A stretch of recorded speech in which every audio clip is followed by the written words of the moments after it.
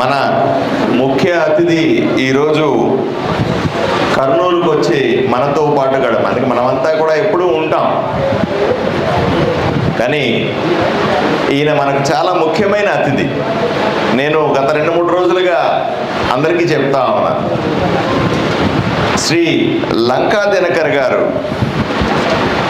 లంకా దినకర్ గారు ఈరోజు ఆయన 20 సూత్రాల కమిటీ, అంటే కేంద్ర ప్రభుత్వం రాష్ట్ర ప్రభుత్వంతో కలిపి చేసేటువంటి పథకాలు ఏవైతే ఉన్నాయో ఆ 20 సూత్రాల అమలు ఎలా జరుగుతుంది అనే విషయం మీద ఒక కమిటీ ప్రత్యేకంగా ఆంధ్రప్రదేశ్లో ఉంది. దానికి చైర్మన్గా వ్యవహరిస్తున్నారు లంకా దినకర్ గారు. వీటిల్లో గ్రామీణ మంచినీటి సరఫరా అయినా సరే, కొలాయి నీళ్లు టౌన్లో ఇచ్చేటమైనా సరే, మరుగుదొడ్లైనా సరే, ఎన్ఆర్జీఎస్ పథకం అయినా సరే, ఇంకొకటి ఇటువంటి 20 కార్యక్రమాలు కేంద్ర ప్రభుత్వం డబ్బులు ఇస్తుంది, లేదా ఎక్కువ షేర్ కూడా ఉంటుంది. వీటిని అమలు పర్ఫెక్ట్, ఎందుకంటే ఎక్కడో ఢిల్లీ ఉంది, ఢిల్లీ నుంచి డబ్బులు వచ్చి కర్నూలులో పడిపోతాయి, కర్నూలు జిల్లాలో పడిపోతాయి, ఆదోన్లోనో మంత్రాలయంలోనో ఆలూరులోనో పడిపోతాయి ఆ డబ్బులు. అవి సరిగ్గా వాడుతున్నారా లేదా, పథకాలు సరిగా అమలవుతున్నాయా లేదా అని చూసే అతిపెద్ద బాధ్యత మన భారతీయ జనతా పార్టీ నాయకులు లంకా దినకర్కి రావడం మనకు ఎంతో గర్వకారణం. అన్ని పార్టీల్లో, తెలుగుదేశం, జనసేన, భారతీయ జనతా పార్టీల్లో ఎంతోమంది నాయకులు ఉండగా, ఎంతోమంది పెద్ద పెద్ద ఎఫర్ట్స్ పెట్టిన వాళ్ళు ఉండగా, ఏరి కోరి ఈ పదవిని లంకా దినకర్ గారికి ఇవ్వడం జరిగింది. మీరు చాలాసార్లు చూసి ఉంటారు ఆయన టీవీల్లో చూసి ఉంటారు, పేపర్లో చూసి ఉంటారు, వార్తాపత్రికల్లో ఆర్టికల్స్ రాసిన సందర్భంలో చూసి ఉంటారు, ఇంగ్లీష్ ఛానల్లో చూసి ఉంటారు, హిందీ ఛానల్లో చూసి ఉంటారు, నేషనల్ మీడియాలో చూసి ఉంటాడు.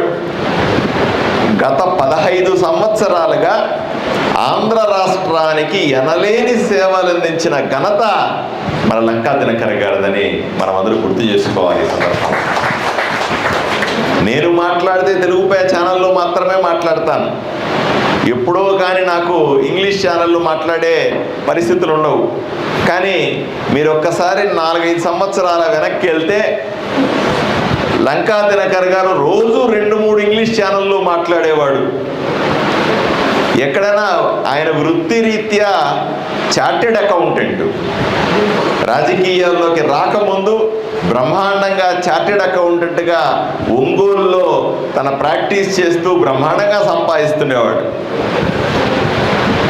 ఈ రాష్ట్రానికి సేవ చేయాలని, డబ్బు సంపాదన కంటే కూడా ప్రజాసేవ గొప్పదని, తన వృత్తిని, తన ఆదాయాన్ని, తన ఆస్తులను త్యాగం చేసి 15 సంవత్సరాలుగా ఈ రాష్ట్రం కోసం పోట్లాడుతున్న మనిషి మన లంకా దినకర్. నాకు బాగా గుర్తు, మేము ఎంతో కాలంగా స్నేహితులైనప్పటికీ కూడా గత 3-4 సంవత్సరాల్లో మా స్నేహం బ్రహ్మాండంగా పెరిగింది.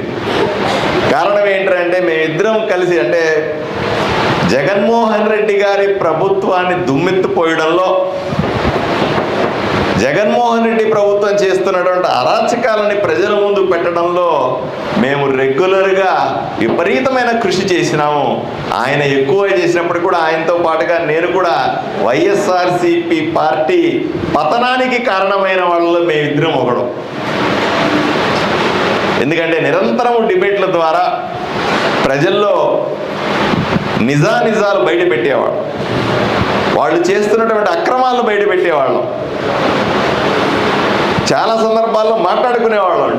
ముందు డిబేట్ నువ్వే ఛానల్కి వెళ్తావు, నేనే ఛానల్కి వెళ్తా ఉన్నాను, ఈరోజు ఎక్కడెక్కడ మాట్లాడుతున్నాం, ఏ అంశాలు మాట్లాడాలా, దేని మీద మనం చర్చించుకోవాలా అన్నంత విధంగా తీవ్రంగా 3-4 సంవత్సరాలుగా ఎంతోమందితో కలిపి మేమిద్దరం కూడా పోట్లాడినాం. ఫలితమే ఈరోజు మనం స్పష్టంగా చూస్తున్నాం. కూటమి ప్రభుత్వం ఏర్పడటం, అన్ని ఊర్లలో శాంతి ఏర్పడటం. ప్రభుత్వం వచ్చిన తర్వాత ఎవరైతే వైఎస్ఆర్సీపీ ప్రభుత్వానికి చేసిన దుర్మార్గాలని ప్రజల ముందు ఉంచారో వాళ్ళందరికీ కూడా పదవులు దక్కినాయి. ఈ పదవి ఈయనకేం కొత్త కూడా కాదు.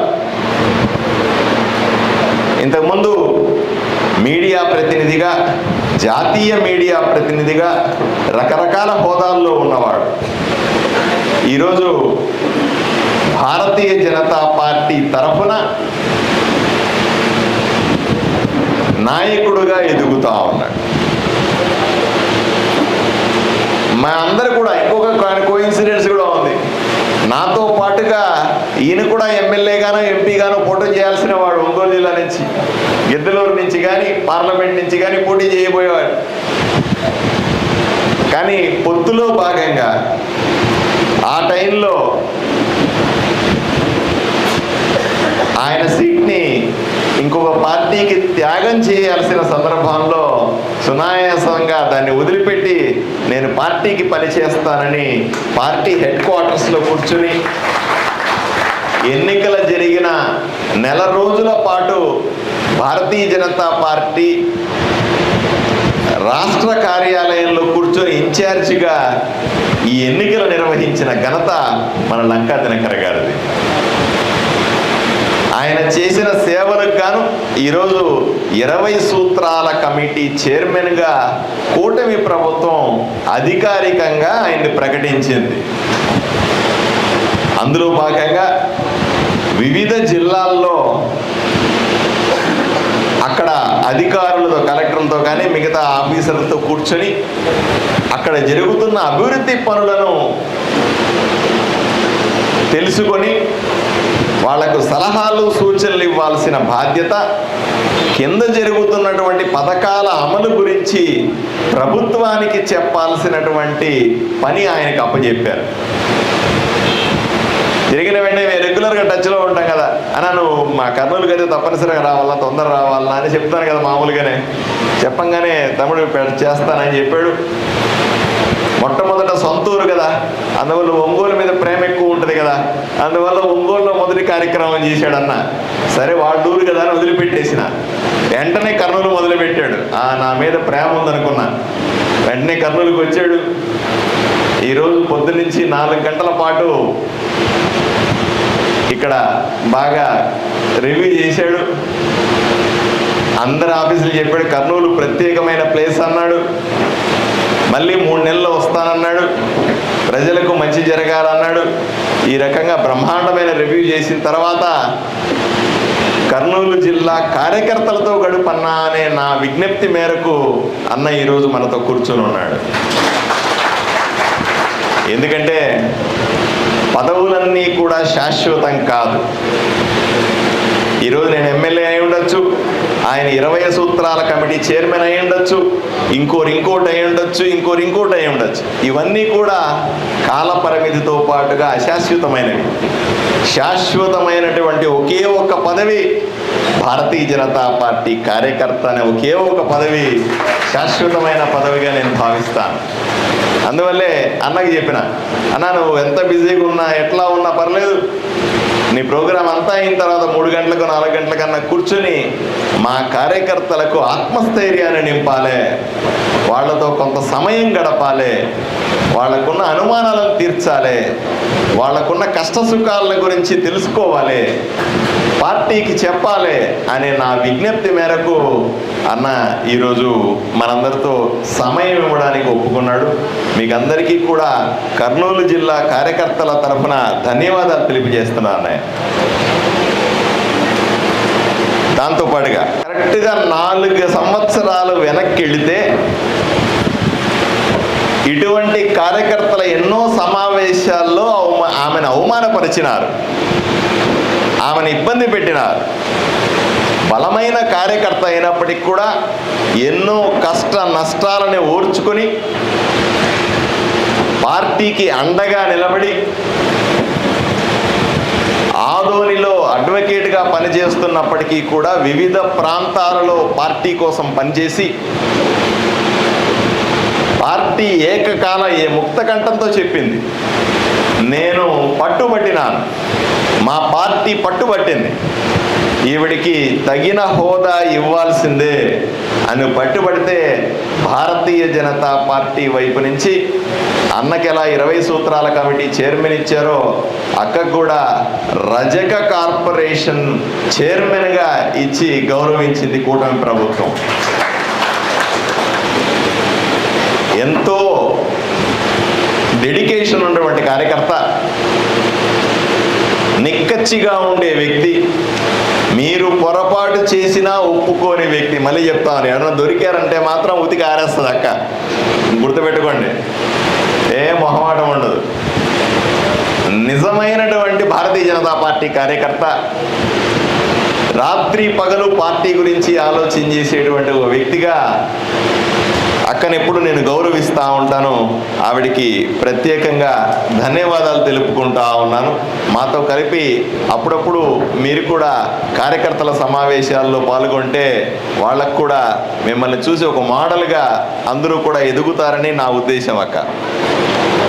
చంద్రమౌళి గారు, ఆయన గురించి ఎంత చెప్పినా తక్కువే. మధ్యలో కూర్చున్నాడు కండువా వేసుకునే పెద్ద మనిషి.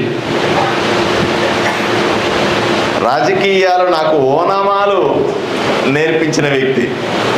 ఈ పార్టీలోకి వచ్చినప్పుడు ముఖ్యమైనటువంటి పోస్టుల్లో ఒకటి రామస్వామి అన్న, ఒకటి చంద్రమౌళి అన్న. రెండు ధృవాలు, ఇద్దరు 2 పిల్లర్స్. వీళ్ళిద్దరూ నా రాజకీయ జీవితాన్ని శిల్పం చెక్కినట్టు చెక్కినారు. ఎక్కువ సమయం మాత్రం గడిపింది చంద్రమౌళి అన్నతో. రామస్వామి గారు ఎలా వ్యవహరించాలో నేర్పిస్తే, సమయస్ఫూర్తి ఎలా ఉండాలి, పార్టీలో ఏది ముఖ్యం కాదు అని చంద్రమౌళి అన్నకు తెలిసినట్టుగా ఎవరికీ తెలియదు. రాసి పెట్టుకోండి. మీ అందరికీ చెప్తా ఉన్నా, ఏదో ఒక సందర్భంలో చంద్రమౌళి అన్న దగ్గర కాస్త సమయం గడపండి. ఎన్నో విషయాలు చెప్తాడు. నేను ఆయనతో కలిసి కొన్ని వేల కిలోమీటర్ల ప్రయాణం చేసి ఉంటాను, 100 కిలోమీటర్లు కాదు. అంటే ఎప్పుడు అవకాశం దొరికితే ట్రావెల్ చేసి అవకాశం దొరికితే నువ్వు నా బండిలో ఎక్కన్నాను ఎక్కించుకొని గంటలు ప్రయాణం చేసేవాడిని. ఆ గంటలు చెప్తానే ఉంటాడు ఆయన ఏదో ఒకటి. ఆయన చెప్పలేదనుకో నేనే గిచ్చుతా ఉండేవాడు. అదెట్లన్నా ఇదెట్లన్నా ఇదేందన్నా అదేందన్నా అంటే ఇంక చెప్తా ఉంటాడు. ఇంకంతే. అంటే నేనేం చెప్తానంటే, నాయకులతో ప్రయాణం చేయడం కూడా ఒక మంచి ఆలోచన. అన్ని గంటలు అన్ని వేల కిలోమీటర్ల ఆయనతో ప్రయాణం చేసి, ఆయన మామూలు వ్యక్తి కాదు. గత 35-40 సంవత్సరాలుగా పార్టీ కోసం ఎనలేని సేవలు అందిస్తున్న వ్యక్తి. రాష్ట్రంలో కోర్ కమిటీ అని ఉంటుంది, కేవలం 7-8 మందితో ఉండేటువంటి కోర్ కమిటీ. తెలుగుదేశంలో పాలిట్ బ్యూరో లాగా ఉంటుంది, ఇంకో పార్టీలు ఇంకో కమిటీ అంటారు. అట్లాంటి కోర్ కమిటీలో రాష్ట్రంలో సభ్యుడిగా ఉన్నటువంటి చంద్రమౌళి అన్న గారు ఎంతో గౌరవనీయులు మనకంతా. ఆయన నిరంతరం కార్యకర్తలకు దిశానిర్దేశం చేయడంలో చాలా గొప్ప వ్యక్తి. ఆయన మన మధ్య ఉండడం ఈరోజు మనకెంతో సంతోషించదగ్గ విషయం. మీకు కూడా ప్రత్యేకంగా ధన్యవాదాలన్న. రామస్వామి గారు చెప్పాను, రామస్వామి గారి గురించి ఎంత చెప్పినా తక్కువే. బ్రహ్మాండంగా రాజకీయం ఆయన దగ్గర ఉంటే ఒక రాజకీయం వస్తుంది, దాంట్లో ఏమనలేదు. ఆయనతో ఉండండి చాలు, మీకు రాజకీయం దాని అంతటా తన్నుకొని వస్తుంది. ఆయన చూస్తూ గడిపితే చాలు, రాజకీయం ఆటోమేటిక్గా ఎవడన్నా నేర్చుకుంటాడేటువంటి వ్యక్తి. ప్రత్యేకంగా ఎందుకంటే చాలా ఏబీవీపీ అనే విద్యార్థి సంస్థల దగ్గర నుంచి జీవితాన్ని మొదలుపెట్టి నాయకుడిగా ఎదిగి తెలంగాణలో చేశారు.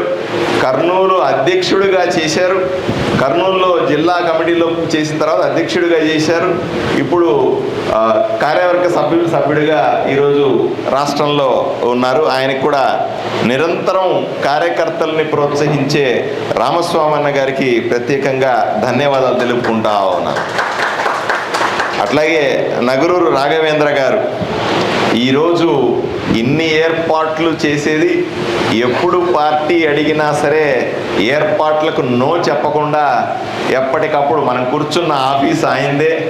అలా ఈరోజు మొన్న చూశాను, చిన్న బోర్డు ఉంది, కొంచెం మంచిగా చేయప్ప ఈసారి అంటే వెంటనే ఈ సెట్టింగ్ అంతా మార్చాడు, స్టేజ్ వేసినాడు, బ్రహ్మాండమైన బ్యాక్ డ్రాప్ మార్చినాడు, ముందు బ్యానర్లు కట్టినాడు, ముందు బ్యానర్ మార్చినాడు. నేను కండిషన్ కూడా చెప్పాను, నీ ఫోటో మాత్రం పెట్టుకోవద్దయా, అందరి ఫోటోలు పెట్టాను. లేదు, నా ఫోటో పెట్టుకోనని అందరి ఫోటోలు పెట్టి బ్రహ్మాండంగా చేసినాడు. ఎప్పుడు ఈ పార్టీకి ఆయన ఇంకొక విషయం కూడా మీకు చెప్పాలి. 2 సంవత్సరాల కిందట ఎమ్మెల్సీ ఎలక్షన్లు జరిగినాయి. ఆ సందర్భంలో భారతీయ జనతా పార్టీ నగరూరు రాఘవేంద్ర గారికి ఎమ్మెల్సీ అభ్యర్థిగా పోటీ చేసే అవకాశాన్ని కల్పించింది. అంటే 3 జిల్లాలు, కర్నూలు, అనంతపురం, కడప, 3 జిల్లాలకు సంబంధించిన గ్రాడ్యుయేట్ల ఎమ్మెల్సీకి సంబంధించి అభ్యర్థిగా ఆయన పోటీ చేశాడు. ఆ రకంగా అప్పట్లోనే బ్రహ్మాండమైన ఓట్లు వచ్చినాయి. మనం ఒక్కోసారి ఏమవుతుందంటే మనం గెలుస్తామా కాదు, ఎవరినో వాడిని ఓడగొడతాం, అంతవరకు షూర్. ఆ రకంగా ఒకరిని ఓడగొట్టి ఆయన పాపులర్ అయినాడు. బ్రహ్మాండమైన ఇక్కడ ఉన్నటువంటి కర్నూలు కానీ, ఆదోని కానీ, నంద్యాల కానీ సుమన్ టీవీ అనే టీవీ ఫ్రాంచైజీ తీసుకుని ఉన్నాడు. వ్యాపారవేత్త, పార్టీకి ఎప్పుడు అండదండలుగా ఉండే వ్యక్తి. ఆయనకి ప్రత్యేకంగా మీ ఏర్పాట్లు బాగున్నాయి రాఘవేంద్ర గారు, ప్రత్యేకంగా మీకు ధన్యవాదాలు తెలుపుతా ఉన్నాను పార్టీ వైపు నుంచి కూడా. అలాగే నాగరాజ్ యాదవ్ గారు సీనియర్ లీడరు, ఇంతకుముందు నంద్యాల జిల్లాకి 2 సార్లు అధ్యక్షుడిగా పనిచేసిన వ్యక్తి, చాలా రెస్పెక్టబుల్ పర్సన్ మనకందరికీ కూడా, ఆయనకు ధన్యవాదాలు. అలాగే శ్రీమతి గీతా మాధురి గారు రాష్ట్ర మహిళా మోర్చా ప్రధాన కార్యదర్శి గారు. మేడం గారు నాకు తెలుసు త్రుటిలో అధ్యక్షుల పదవి నుంచి తప్పిన మహిళా నాయకురాలు. మన కర్నూలు జిల్లా నుంచి 4 మనము అనుకున్నాం అధ్యక్షులు చేయాలని. 4లో ఈవిడ ఒకరు. చివరికి ఈక్వేషన్లో భాగంగా పార్టీ రామకృష్ణ గారిని చాయిస్ తీసుకుంది. ఈవిడ కూడా పెద్ద స్థాయి ఉన్నటువంటి లీడరు, ఎప్పుడో సీనియర్ లీడరు, మహిళా మోర్చాలో పనిచేస్తున్న వ్యక్తి. అలాగే మురళీ నాయుడు గారు మనకందరికీ తెలుసు, ఓబీసీ మోర్చాలో రాష్ట్ర ప్రధాన కార్యదర్శి గారు, అడ్వకేట్గా ఉన్నారు, పార్టీకి ఎన్నో సంవత్సరాల నుంచి సేవలు అందిస్తున్నారు, నమ్మకమైన వ్యక్తి, ఎప్పుడు అందుబాటులో ఉండి పార్టీ కార్యక్రమాల్లో ఉంటారు. ఆయనకు ప్రత్యేకంగా ధన్యవాదాలు తెలుపుకుంటా ఉన్నాను. ఇక ముఖ్యంగా వీళ్ళ పేర్లు చెప్తాను, ఎందుకంటే సహజంగానే భారతీయ జనతా పార్టీ కార్యకర్తలు ఉండడం సర్వసాధారణం. కానీ వైఎస్ఆర్సీపీ పార్టీ నుంచి వాళ్ళు బాగా వెలిగి మన పార్టీలోకి వచ్చి ఇక్కడ భవిష్యత్తుని ఏర్పాటు చేసుకోవాలన్న ఆలోచనతో మన ఆలోచన విధానాన్ని తీసుకుని వాళ్ళు ముందుకెళ్లాలనే ప్రయత్నం చేస్తున్నారు. అందుకనే ఇటువంటి వ్యక్తులు అంటే కంగారు పడకుండా పార్టీ కార్యక్రమాల్లో కానీ మన ప్రాముఖ్యత కూడా ఉంది. మనం అక్కడ పార్టీలో నుంచి మంచి పొజిషన్ను వదిలిపెట్టుకొని వచ్చినాం, ఈ పార్టీలో కూడా మనకు మంచి ప్రాధాన్యత ఉంది అని చెప్పడానికి నేను వాళ్ళని ఎప్పుడు గౌరవించుకుంటా ఉంటాను. వాళ్ళ స్టేజ్ మీద ఇక్కడంటే స్టేజ్ మీద పెట్టలేకపోవచ్చు, కానీ ఆదోనిలో మాత్రం ప్రతి ఒక్క స్టేజ్ మీద కూడా బయట పార్టీ నుంచి వచ్చిన వాళ్ళు కూడా గౌరవించుకోవడం నేను ఎప్పుడు చేసే కార్యక్రమం. అందువల్ల నేను ఆదోనిలో ఎంపీపీ గారు, సిట్టింగ్ ఎంపీపీ గారు మన పార్టీలోకి చేరినారు. అరుదైన అంశం అది. వాళ్ళ అబ్బాయి దానమ్మ గారని ఎంపీపీ, వాళ్ళ అబ్బాయి మధుసూదన్ గారు వచ్చారు, మనతో ఉన్నారు. ఆయన ఒకసారి సభకు పరిచయం చేస్తా ఉన్నాను. యువకుడు, ఎన్నో సంవత్సరాలుగా వైఎస్ఆర్సీపీ పార్టీలో ఎంపీపీగా, వాళ్ళ నాన్న కూడా ఎంపీపీగా ఉన్నాడు. పెద్ద కుటుంబం, అక్కడ మండలంలోనే చాలా పెద్ద పేరున్నటువంటి కుటుంబం. బ్రహ్మాండంగా వెలుగుతున్న సందర్భంలో భారతీయ జనతా పార్టీ ఆలోచనల్ని నమ్మి మన పార్టీలోకి వచ్చాడు. ఈ ప్రత్యేకంగా ధన్యవాదాలు ఆయనకి చెప్తా ఉన్నాను. అట్లాగే లలితమ్మ మధుసూదన్ శర్మ గారు ఇద్దరు కూడా ఒకసారి వేయాలి. లలితమ్మ గారు మాకు కౌన్సిలర్న. ఇప్పుడు భారతీయ జనతా యాక్చువల్గా గెలిచినప్పుడు లేని ఇప్పుడు భారతీయ జనతా పార్టీకి 5 మంది కౌన్సిలర్లు ఉన్నారు ఆదోనిలో. మా కౌన్సిలర్లలో మంచి స్పీకర్ అక్కకు ఏదైనా ఒక కంటెంట్ ఇస్తే ఉతికి ఆరేస్తుంది. అక్కడ ఉన్న 36 మంది కౌన్సిలర్ని నిలబెట్టగలిగిన శక్తి ఉన్నటువంటి మహిళ అక్క. బ్రహ్మాండంగా కంటెంట్ ఉంటుంది. అందరూ అనుకుంటారు ఏదో మహిళలు. ఇప్పుడు మధుసూదన శర్మ గారు కూడా వైఎస్ఆర్సీపీ పార్టీలో అధికార ప్రతినిధిగా ఆయన కొనసాగినారు. మన పార్టీలోకి వచ్చారు ఇద్దరు కూడా. ఆయన మామూలుగా ఏంటి, ఆయన్ని చూసి ఈమెకి కౌన్సిలర్ టికెట్ ఇచ్చి ఉంటారు, ఈమెకేమి ఎఫిషియన్సీ ఉండదు, అట్లా ఉంటుంది మామూలుగా. కానీ ఇక్కడ అట్లా కాదు.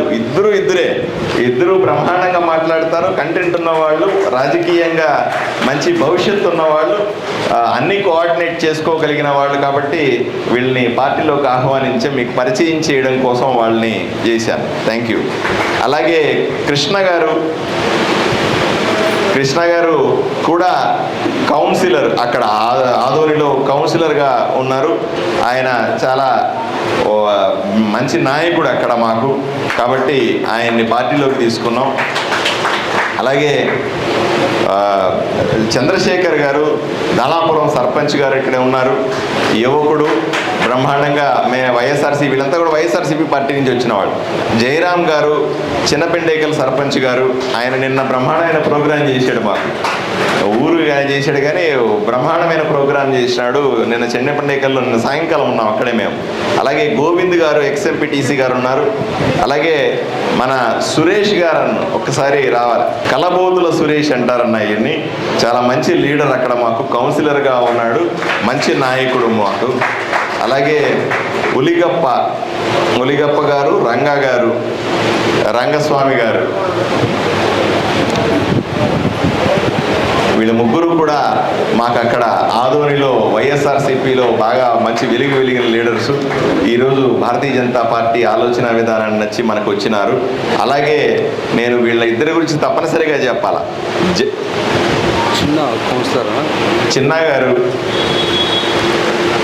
చిన్న గారు కూడా కౌన్సిలర్ అండి. మాకు అక్కడ మంచి ఎస్సీ వార్డులో బలమైన లీడరు. ఆయన మా పార్టీ మన ఆలోచన విధానాన్ని నచ్చి మన దగ్గరికి వచ్చారు. మీకు పరిచయం కోసం చేస్తాం. అలాగే వీళ్ళిద్దరి గురించి తప్పనిసరిగా చెప్పాలి. ఒకరు జాఫరు, 2 నూర్జహాన్. రెండమ్మ నూర్జహాన్ ఉన్నావా తల్లి? రామ్మ. వీళ్ళిద్దరూ కూడా ఆదోనిలో ఉన్నటువంటి మంచి మైనారిటీ లీడర్స్. బీజేపీ అంటే మైనారిటీలు ఉండరు అనుకుంటారు, కానీ వీళ్ళిద్దరూ కూడా, నూర్జహాన్ అక్క గురించి ఎంత చెప్పినా తక్కువే. బ్రహ్మాండంగా పనిచేస్తుంది. బాగా ప్రజల్లో దూసుకెళ్లే మనస్తత్వం ఉన్న మనిషి. కష్టపడి భారతీయ జనతా పార్టీకి పనిచేస్తున్నటువంటి ఇద్దరు మైనారిటీ లీడర్లని మీ అందరికీ నేను సగౌరవంగా పరిచయం చేస్తా ఉన్నాను.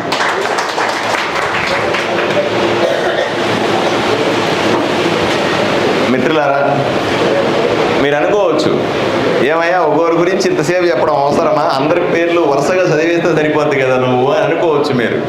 కానీ మీరు ఎప్పుడూ గమనించండి, మన నాయకులని, మన కార్యకర్తల్ని గౌరవించడంలోనే గొప్పతనం ఉంది అంటాను నేను. ఎక్కడో బయటికి పోయి గుసగుసాని మాట్లాడడం కాదు.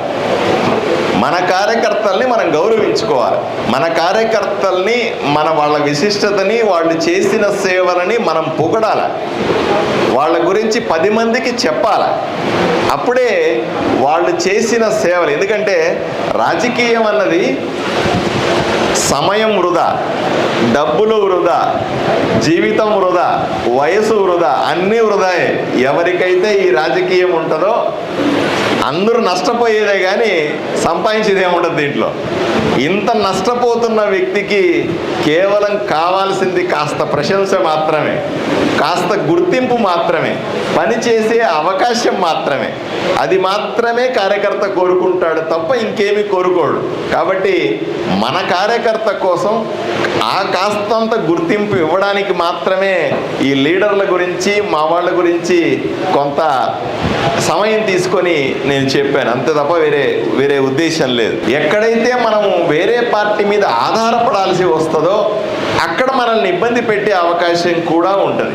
కాబట్టి నేను కార్యకర్తకు చెప్పే మొట్టమొదటి సూచన ఏమిటంటే తెగించి పోట్లాడండి, తెగించి పోట్లాడండి. ఒకటి మాత్రం నిజం, జనసేన నాయకులకైనా భారతీయ జనతా పార్టీ నాయకులకైనా నేను చెప్పేది ఏంటంటే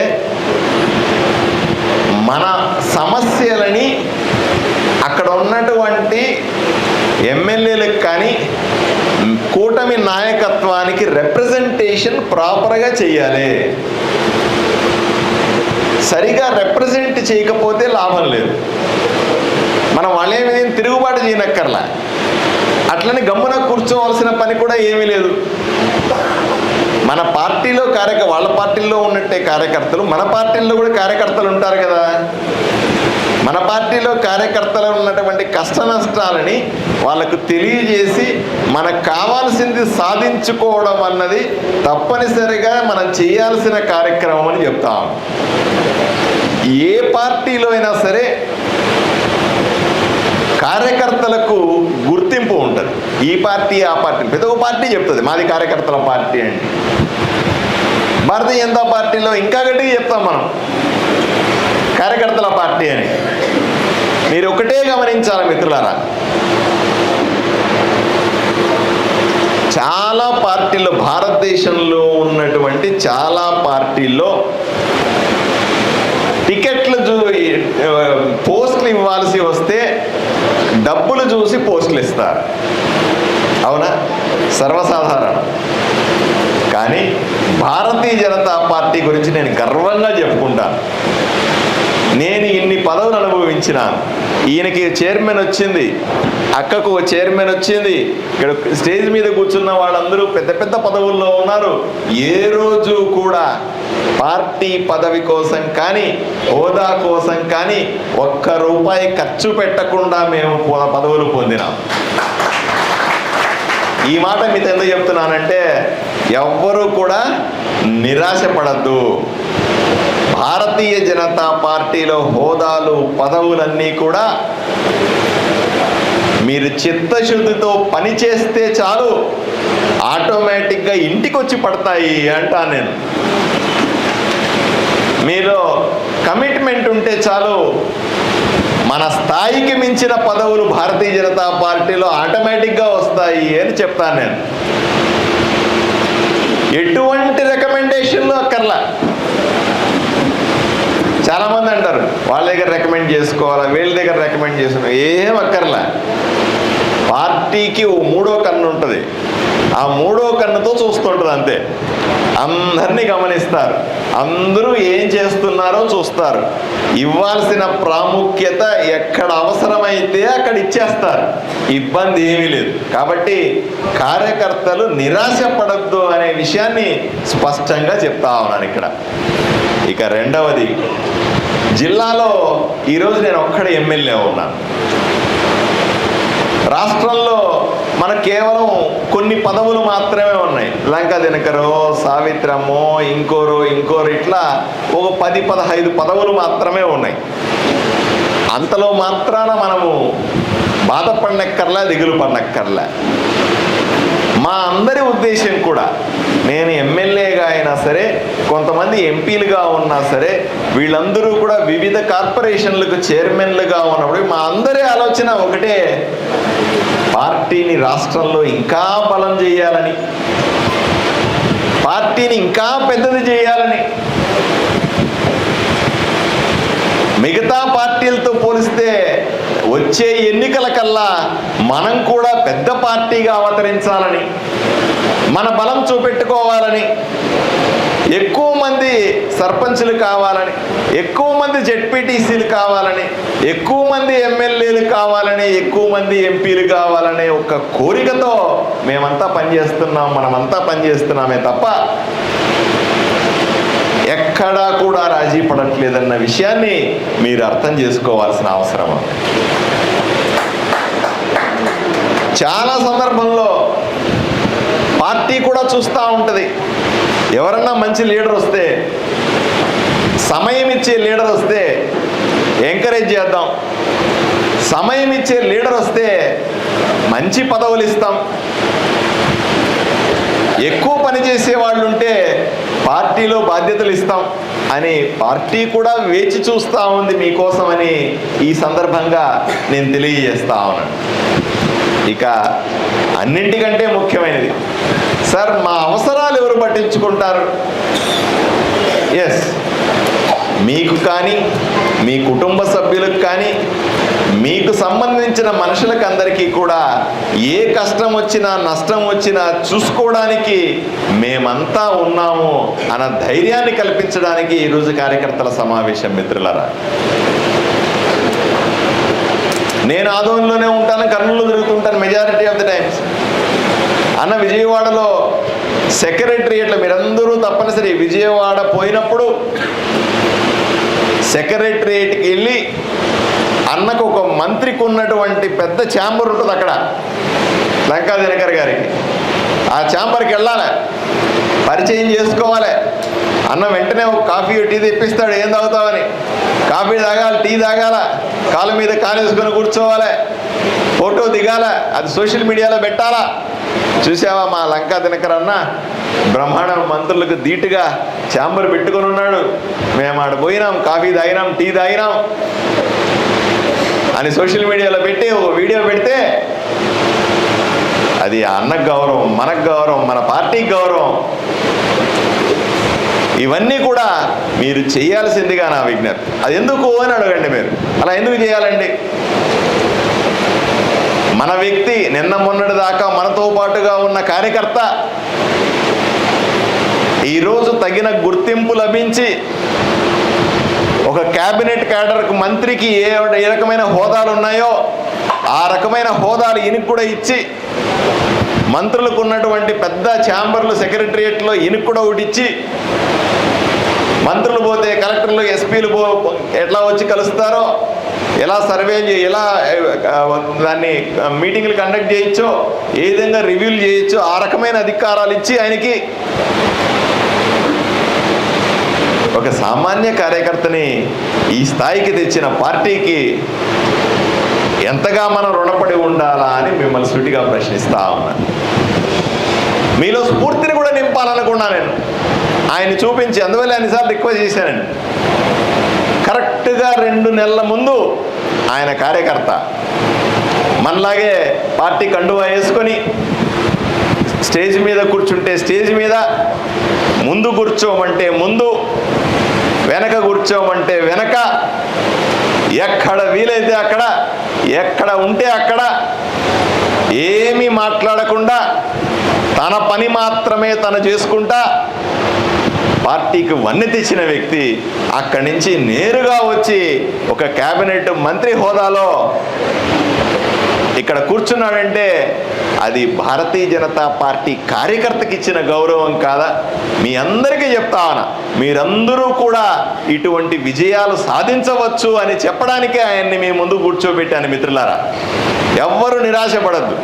ఈ ముందు కూర్చున్న వాళ్ళల్లో ఎవరు ఈ స్థాయికి వెళ్తారో, ఎవరు స్టేజ్ మీదకి వచ్చి కూర్చుంటారో, ఎవరు ఎమ్మెల్యేలు అవుతారో, ఎవరు ఎంపీలు అవుతారో ఎవరికి తెలియదు. ఇవన్నీ ఎప్పుడు సాధ్యమవుతుంది?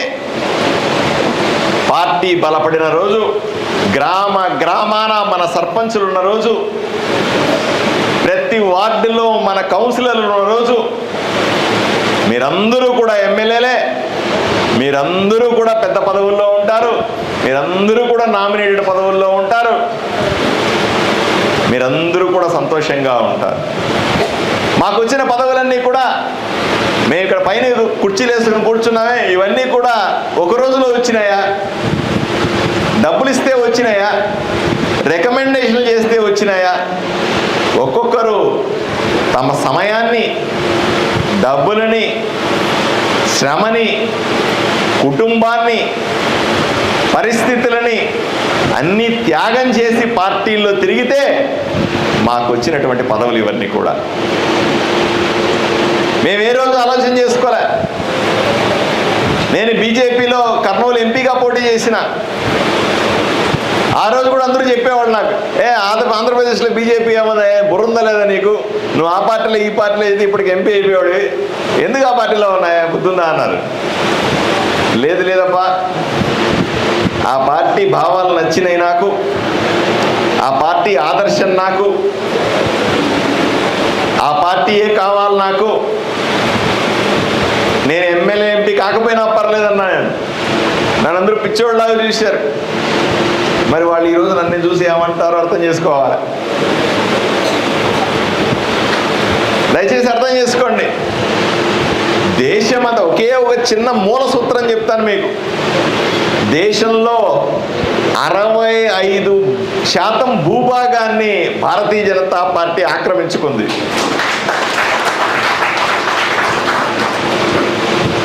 భారతదేశంలో 65% భూభాగం మీద కాషాయ జెండాలు రెపరెపలాడుతూ ఉన్నాయి.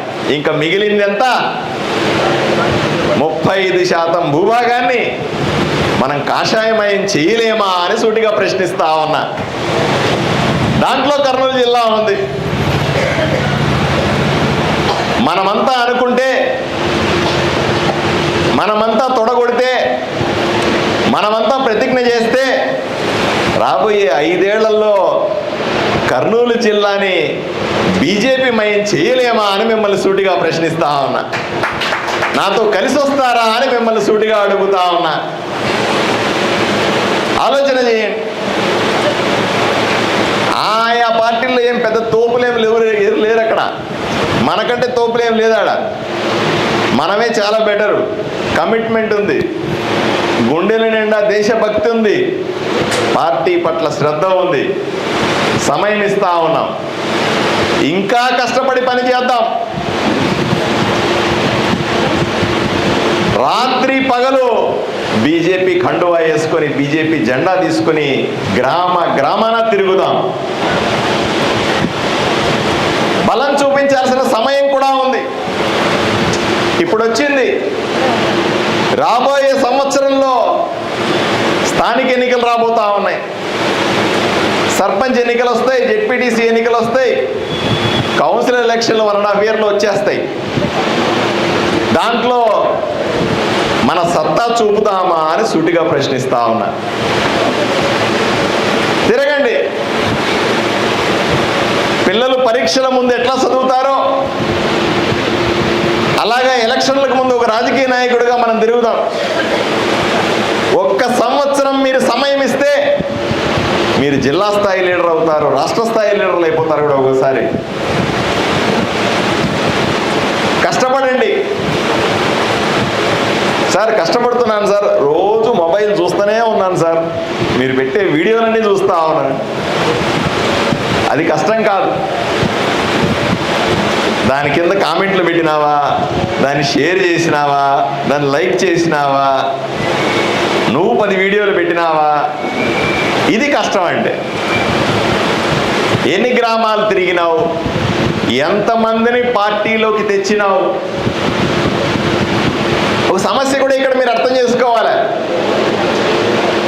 తెలుగుదేశం పార్టీలో నుంచి మనం కార్యకర్తలను తెచ్చుకోలేము, మిత్రపక్షం. జనసేన పార్టీలో నుంచి కార్యకర్తలు తెచ్చుకోలేము, అత్యంత మిత్రపక్షం. ఎక్కడి నుంచి తెచ్చుకోవాలి? ఇంకా మార్కెట్లో ఉన్న ఫ్రెష్గా వచ్చేటువంటి నాయకులు తెచ్చుకోవాలి. లేదంటే నలిగిపోతున్నటువంటి, ఎప్పుడెప్పుడు బయటపడదామా అనుకునేటువంటి జైల్లో ఉన్నటువంటి వైఎస్ఆర్సీపీ నాయకులు తెచ్చుకోవాలి.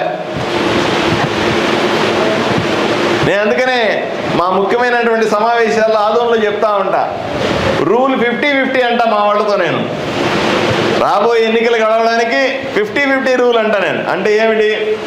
ఉన్న రాజకీయ పార్టీలలో 50% మంది పోటీ పెడదాం.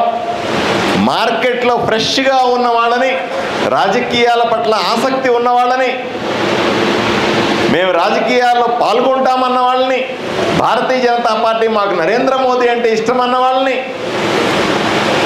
పురంధేశ్వరి గారు అంటే ఇష్టం అన్న వాళ్ళని, భారతీయ జనతా పార్టీ నాయకులంటే ఇష్టం అన్న వాళ్ళందరినీ కూడా తీసుకొని వచ్చి మనం బరిలోకి దింపుదాం. రూల్ 50-50తో క్లీన్ స్వీప్ చేస్తాం అని మేము వ్యూహరచన చేస్తా ఉన్నాం. నేను సూటిగా చెప్తాను మిమ్మల్ని కూడా, పార్టీలోకి మనుషులు తీసుకురండి. ఎంతసేపు మనమేనా నేను ముసలాడైపోయినానంటే, నేను ఒక్కడే వచ్చినా ఒక్కడే పోయినా అంటే ఎట్లా అవుద్ది? 10 మందిని చేరిస్తేనే కదా పార్టీ బలోపేతం అయ్యేది. వాళ్ళని వీళ్ళని కన్విన్స్ చేసి భారతీయ జనతా పార్టీలోకి తెచ్చి ఇక్కడ కూర్చోబెడితే కదా నువ్వు లీడర్ అయ్యేది. ఈరోజు నేను ఎమ్మెల్యే, అడుగుతారు, లంకా దినకర్ అన్న అడుగుతాడు, నీ ఊరి నుంచి ఎంతమంది వచ్చాడు? ఆదు అని వాళ్ళు మాత్రం లేచి నిలబడండి అప్ప అసలు అన్న. ఎవిడెన్స్ అన్న 60-70% మా వాళ్ళు ఉన్నారన్న. నేను కూర్చోండి. ఎందుకంటే ఈరోజు కార్యక్రమం, ఈరోజు లంకా దినకర్ గారికి కానీ ఈ కార్యక్రమానికి నేను ఇచ్చిన ప్రాముఖ్యత చెప్పడానికి వాళ్ళు నిలబడమన్నా. ఇంకో ఉద్దేశంతో కాదు. ఎందుకంటే ప్రతి ఒక్క చిన్న కార్యక్రమాన్ని, జిల్లాకు వచ్చిన ప్రతి ప్రముఖుణ్ణి గౌరవించుకోవాలంటే మనమంతా కూడా సంఘటితం కావాలి. తప్పనిసరిగా మీటింగులకు రావాలా. మనం వస్తే సరిపోదు, 10 మందిని పట్టుకు రావాలా. 3 రోజుల ముందు నేనే వచ్చిన, ఇప్పుడు నేనే వచ్చిన.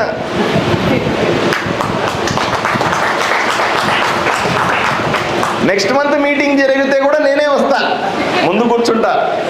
1వ రో, 2వ రో, 3వ రో అని చెప్తా. ఇది పార్టీ పెంచే పద్ధత అని సీరియల్ అని అడుగుతున్నా నేను. చెప్పక్క అన్నా, చెప్పన్నా, ఇది పార్టీ పెంచే పద్ధతి కాదు.